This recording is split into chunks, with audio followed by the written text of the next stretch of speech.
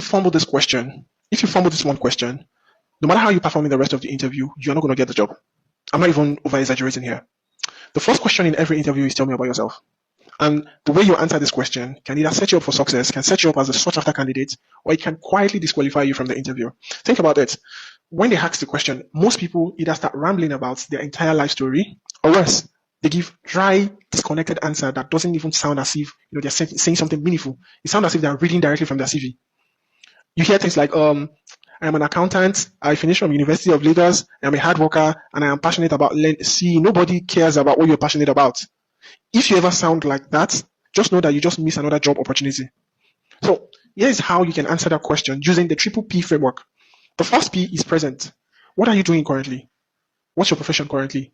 Are you front end? Are you back end? The second P is past. What have you done in the past? What have you done in the past that is relevant to the role you're applying for? The third P is positioning. Why do you think you're a strong fit for that particular opportunity?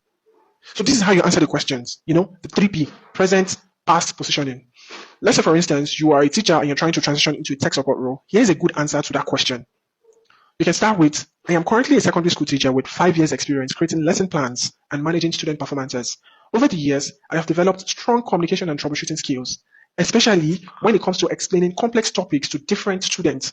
Now, I am transitioning into a tech support role, and I want to apply the same communication strengths in a tech environment by helping users solve problems and improving their experiences with digital tools. That is how you answer that question. But the mistake a lot of people make is they want to talk about everything in their life. They want to talk about whether they're married or not. So you don't need all those information. If you answer this question right, you would make the recruiters interested in you from the very get-go. But if you don't answer it well, the recruiter mentally check out from the interview and you're just on the call with yourself in the next 30 to 1 hour. You're going to stay on the call. So don't wait until you have an interview before you start preparing, before you start practicing. You need to practice. You need to sharpen your interviewing skills every day. You need to do it every single day.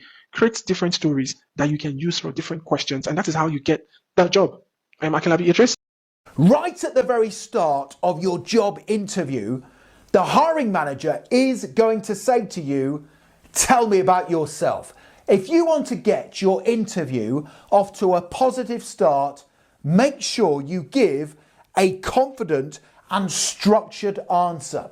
But which structure should you use when answering that question, tell me about yourself?